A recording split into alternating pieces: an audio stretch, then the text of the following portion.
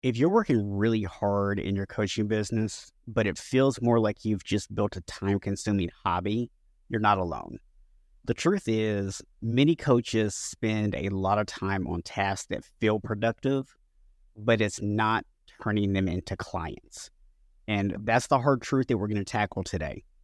Welcome to Coach Smarter, brought to you by Unshakable Habits. I am your host, Stephen Box, and this is the podcast for health and wellness professionals where we help you to stand out in a crowded market, sharpen your coaching skills, and build systems that make your business sustainable and your life more fulfilling.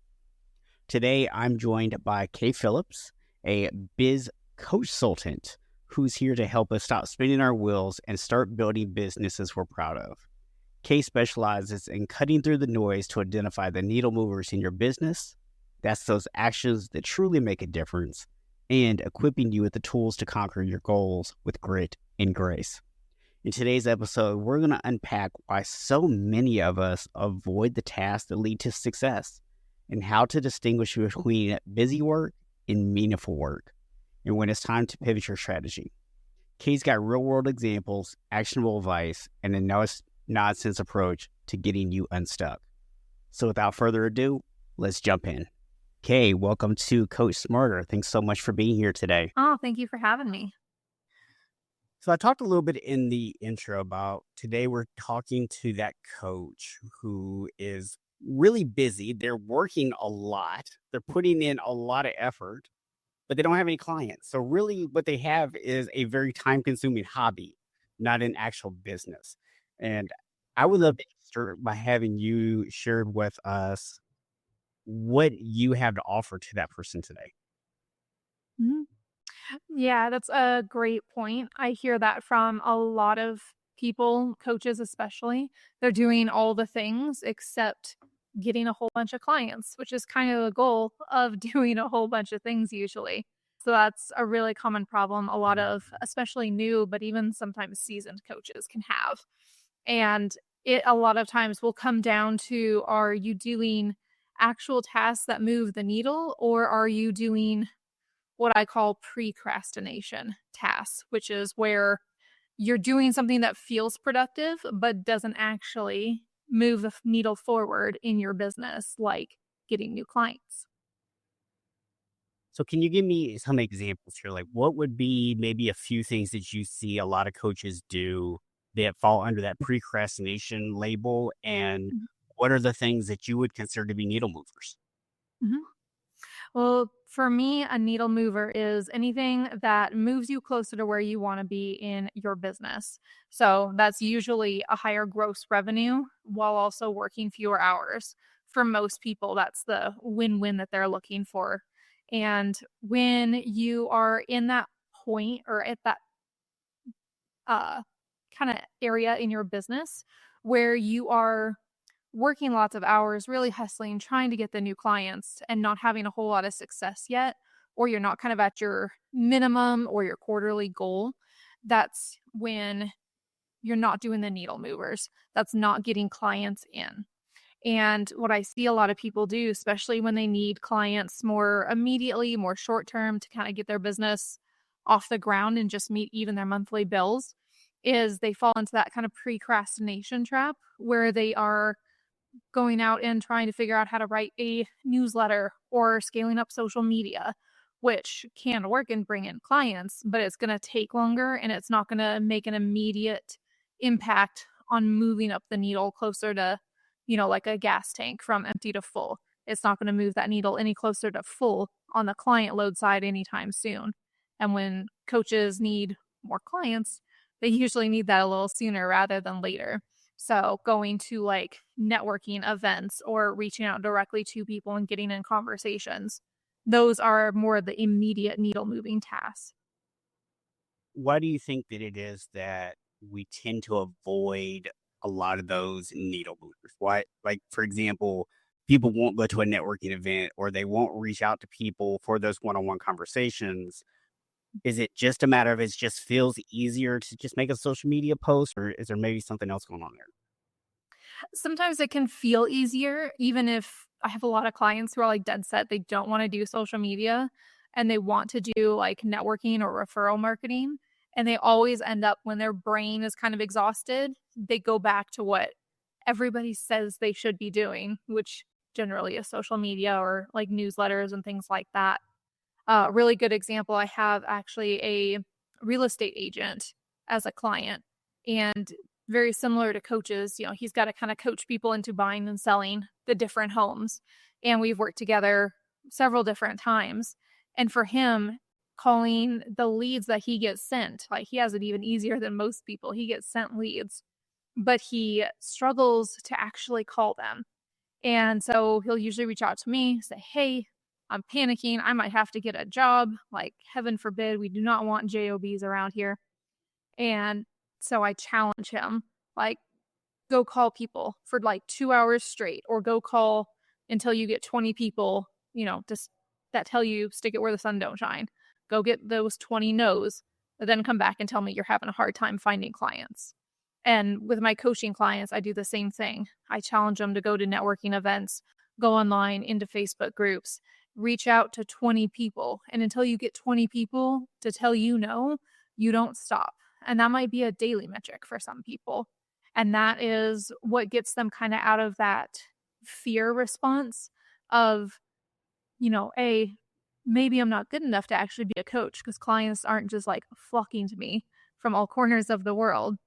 So sometimes it's that fear of failure and imposter syndrome, but I've seen a lot of people as well, like with my realtor client, where it's actually more of a fear of success, because the story they've told themselves for so long is, oh, I'm not a good coach, or I'm a new realtor, even if they've been doing it for years. I hear that from really seasoned professionals, and they almost have this fear of calling themselves successful at what it is they do.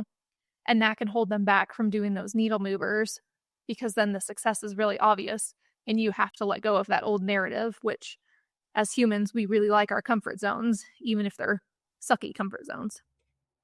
Yeah, especially when success might be doing the thing that you really don't want to do, right? Then now it's like you have to almost self acknowledge that the way you want to do things or the way you think you should be doing things is actually wrong.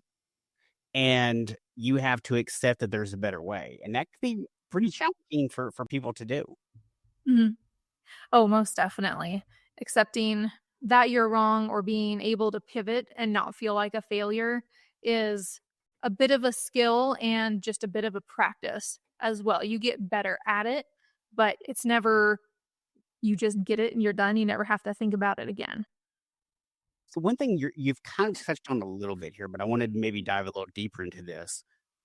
I'm a big believer, and I know from our pre-interview call you agree with this, that you need to have awareness, right? So there does need to be a prep period. You need to know about yourself. You need to understand your market, the problems that you're solving.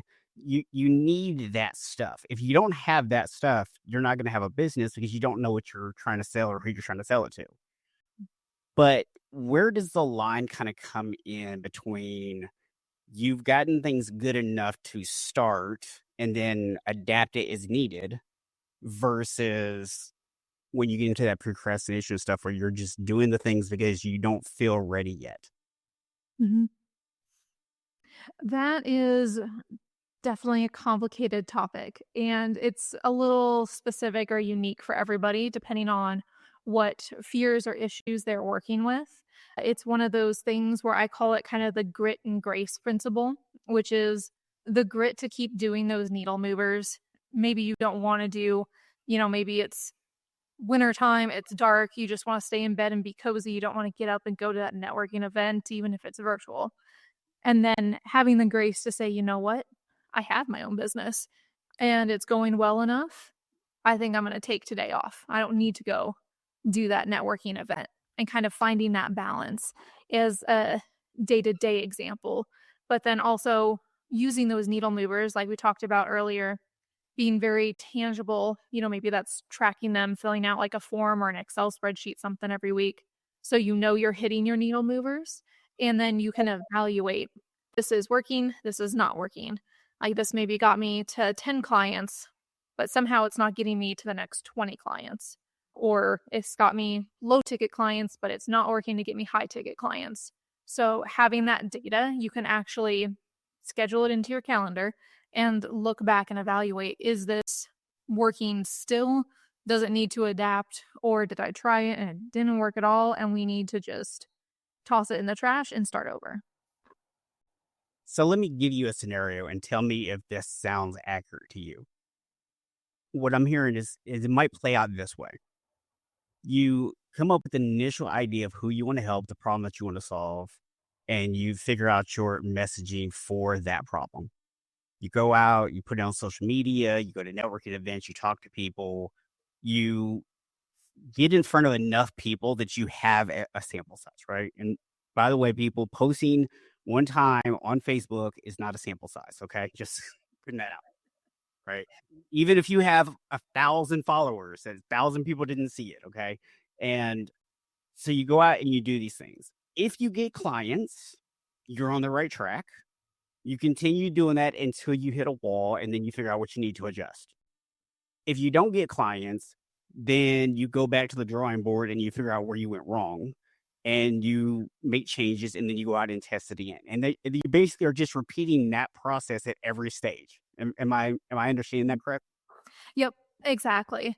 It's why I use the 12-week year a lot of times. Like we all have our big, 10-year, 5-year, and working our way down goals. But I also like to encourage people, whatever your yearly goal is, look at just the quarter, because then you can pivot a little faster. You give things enough try that, like, no, that really didn't work, even with the momentum that I built, even learning what I did in those 3 months. And you can say, yes, it did, or no, it didn't work, and be able to pivot a little quicker rather than say, like, sticking to one method the whole year and saying, like, I am a relationship coach, but you're going to networking events filled with business owners who aren't there thinking about their relationships. Like, you need to figure out quicker if that's the right messaging and that's where your audience lives or not. And it doesn't hurt you to change your specialty either. A lot of people get really stuck on this idea of, I'm XYZ kind of coach, end of story, and they feel like they can't change it. But a lot of times the words that you use to describe yourself will change a little bit over time, and you'll still get people coming to you for all kinds of other things. I just have to throw this in real quickly. I don't normally throw in cheap plugs in the middle of an interview, but since you brought up the 12-week year, that is actually going to be the book that we are going through for our book club in January. So if someone wants to go through that book, the show notes have a link which you can join the book club. It's completely free. So come join us in January and be a part of that book club. I just had to throw that in because you brought up the book. Yeah, no, I love it. I encourage every business owner or even agents, people who are like highly commissioned, I encourage them all to read that book, because it really does change the way you plan your not just days, but your whole life and even your business. It's an awesome book to read. I'm so excited you guys are doing that in January. Thank you. Yeah, I love the fact of what you're talking about here too, of you don't have to say, "Oh, I'm gonna start off and I'm gonna serve," like, let's say you're a health coach, and you're like, "I'm gonna, serve moms over 35." And, that's my niche. Well, that doesn't mean that you're stuck only serving moms over 35 for the rest of your life. You can change that at any time you want. Maybe at some point you go, you know what? I only want to work with moms over 40, or now I want to work with moms under 30, or, you know what? I don't want to work with moms at all. I want to help dads. Right. So you can completely change it and do whatever you want. It's your business. You get to run it whatever way you see fit, and no one's going to come knock on your door and go, "Hey, why'd you change your niche?" Yep, exactly. I have so many clients that each call me a different type of coach. Like when I go to a networking event, like early on, I was talking more like, I'm a communication coach and specifically focusing more on like corporations and like talking to your team and your employees. That was kind of my thing. And within 2 meetings of giving that kind of pitch and commercial, I had a about 70-year-old gentleman come to me and like, hey, I want better communication because like I don't have a relationship with my son. I'm getting older and I'd like to communicate better. Like, never in my wildest dreams did I think I'd be helping a father reconnect with his adult son. That is not what I went there for, but he's been one of my best and most loyal clients, even though that's not the niche I was in or the kind of commercial or pitch that I gave. So you can niche yourself without necessarily excluding people that do still want to work with you. Yeah, I had one of my mentors that gave this really great picture that I always share, which is imagine that you are inside of a room and there's all these doors that are the different services that you offer, the different problems that you can solve, all the different skills that you have. You've got to get people in the room, right? Which door are they coming through? That's all you're trying to do, right? That doesn't mean you can't take them to different rooms in the house and show them different stuff, but you got to pick a door to get them in because if you're trying to promote 7 different doors, you're not going to get anybody in a room. Mhm. Yeah, you only got two hands. You can't do that many at one time. That's a great metaphor to explain it. Because there are plenty of clients behind any door that you choose. There are plenty of people. Yeah, just pick which one you wanna bring people in the door through, and if at some point, if you're like, "Hey," like we said earlier, if you get into it and you're like, "You know what? This is doing okay, but it's not really getting me where I want to be ultimately," you can go pick a different door. Mhm. You can always pivot. That's the hardest lesson to learn and be okay with. I think as a business owner and as a coach, it's pivoting is okay and it does not make you an imposter or a fraud or a flake. You're typically, if you're in business, multi-passionate and kind of good at a lot of things. And when you find somebody saying like, "Hey, can you help me do this?" and you help them do it even if that wasn't something you'd necessarily done or envisioned for yourself, it doesn't mean you're not good at everything else. It just means you have one more tool to add to your belt. Yeah. Just to give people a little bit of insight on you here as well, I know from our pre-interview, you are running multiple businesses. You make time to be on podcasts like this. You work on a farm, and you told me somewhat hilariously that sometimes have to just like run off in the middle of a call to go, save a chicken from a hawk or something like that. And so you're obviously a very busy person. You have a lot of potential interruptions that kind of occur through the day. What are some of your personal secrets for staying productive and focused? Probably the simplest, and I'm sure everybody's heard of it, but it is the kind of big three. So, like, what are the three things that you need to do today? Out of your entire to do list, I always pick the three things. If I only get these three things done, like heaven forbid, my husband gets in a car accident and I'm going to a hospital in 10 minutes. What are those things I can get done that are going to move my business forward? Those are kind of how I look at all of my tasks to do on a given day. But that's also after I filter them through, you might have heard of it, the Eisenhower matrix, which is, what are you doing now? What's urgent? What's important? And what maybe gets put to the back burner or deleted altogether because it's a busy task and not actually a needle mover. So filtering everything through those lenses of what's an actual priority right now today and what are the things I need to get done today is how I keep myself focused even on those days where I don't want to. I just do those three and kind of create some momentum. I usually end up doing a whole lot more, but it's a good way to beat the brain fog. Yeah. I actually use a similar formula, and I don't know if anybody else that actually teaches this, but on my computer, I have 2 folders on my bookmark bar. One is called shiny objects, and the other one is called for later. So if it's something that actually needs to be done, but it's not urgent that I do it right now, I put it in for later so that at the end of the day or the following morning, I can review that list and see, is there anything in there that I want to go ahead and move to the big list today?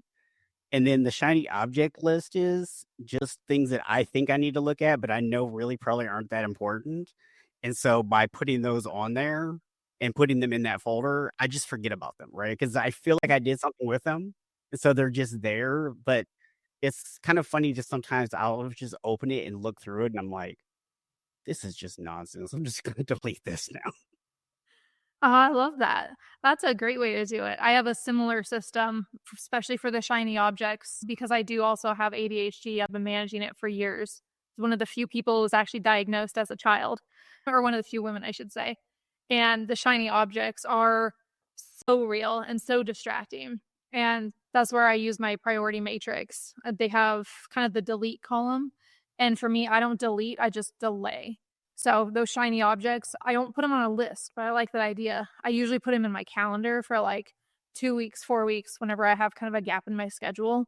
And the deal I make with myself is if I can't stop thinking about them, I make myself pretty much wait until that calendar event. And I know that's something I want to do if I can't stop thinking about it. If the calendar event pops up a couple weeks, months later, and I have no idea what my notes mean, then it's deleted and it was just a shiny object. Yeah, it's like at some point you have to kind of teach yourself that, if things don't get touched within a certain amount of time, they're clearly not that important, right? Mhm.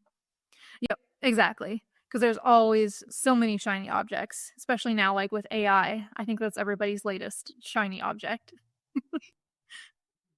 So, real quickly, if you could just share with us who would be the ideal person that you would actually be able to help, and what's the best way for them to contact you? Yeah.